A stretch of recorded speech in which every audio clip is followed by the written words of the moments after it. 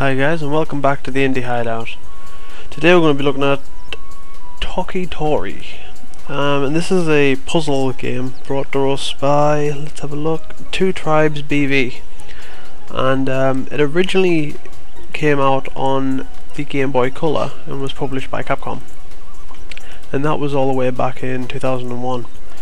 But recently, not recently, like 2010, it came out on PC. It was kind of a remake, and it was released on PC with some bonus levels and some new features added to it. And we'll get into the features a bit later, but I'm going to talk about the gameplay now. So it wasn't what I expected it to be. I hadn't played the original, so I don't know how it differs, or if it's exactly the same controls and things. But this is a one-handed game, and you know, we all need at least one-handed game in our library of video games.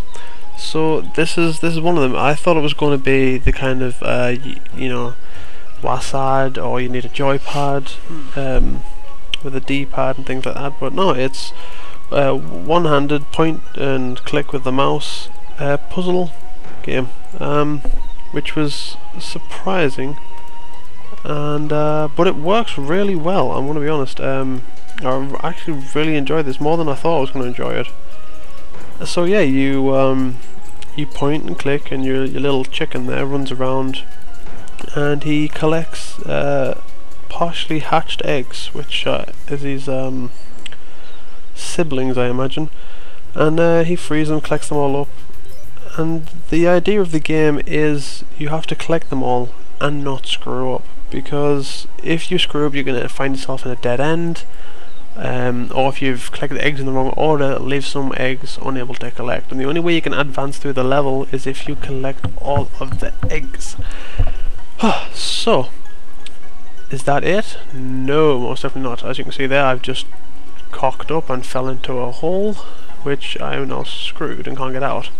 Luckily, within one of the new features for the PC version is the rewind and fast forward feature, and this is pretty cool. It's what you see in I think it was like Dirt 2 or Dirt 1, I can't remember. Oh, that might be in all of them, where you can rewind your gameplay, Prince of Persia style, and it's pretty cool. It's like a it does a weird little camcorder type effect, which is pretty cool. And yeah, you can just rewind, you know, rather than having to start the whole level again. Which everyone, I really like them kind of features in games. Saves you a lot of what's the word I'm looking for?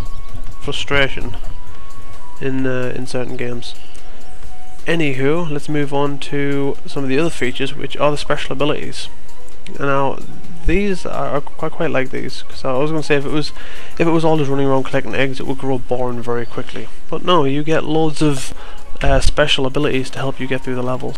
You get a total of 8 abilities to use, and these are things like you can form bridges, teleport, as you've just seen me do in the game. You even get a freeze gun, which is pretty cool, and bubble suits. All these weird, cool things to use that keeps the game interesting. So when the game first came to PC in 2010, the developers promised to bring out more levels, bonus levels, etc. And they also promised to bring out the new features like the rewind feature, which you can obviously see they lived up to, and they promised to bring out a level editor, which I'm happy to report they have delivered on their promises. Excuse me. They've got plenty of levels for you to play, bonus levels. Obviously you've seen the rewind feature, which I'm having to use constantly at this part because I suck at the game.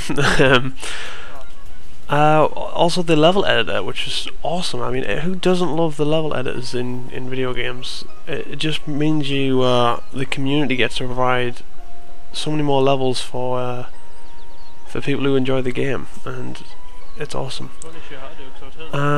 It's something that I quite like in games, because you're starting to see level editors less and less nowadays with DLC and certain companies wanting to, you know, not release level editors because they want to make the levels. Sorry, I've got a really bad throat. To make the levels, and then they want to sell you it for, you know, a couple of quid. which is, it's really disappointing because, you know, I really wish more companies would allow you to have level editors so people can show off their creativity and share it and other people can enjoy it. But there you go. Hopefully someone will email in and ask me about that, and maybe I could do an episode on that, I don't know. Anyway, moving back to the game. Now, I already mentioned I haven't played the original, but I have looked at screenshots, and this game, although the graphics are much better than obviously the Game Boy Color version, it still stayed true to its kind of its look and style. As in the backgrounds, the layout of the levels all look very similar, or familiar rather. And the animations on the little chicken himself are pretty cool, and I quite like that mix of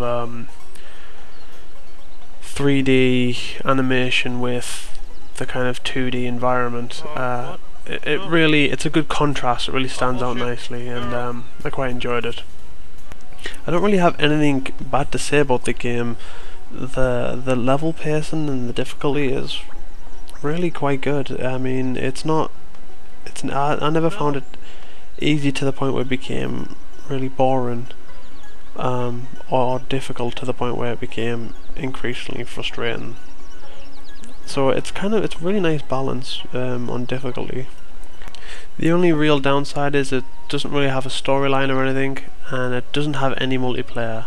So that kind of limits the game a little bit. But then again, you do have a map editor, so it kind of increases the playability in a different way. We can also look forward to Toki Tori. I don't know why I always struggle saying the title of this game, but we can look forward to Toki Tori 2 later this year.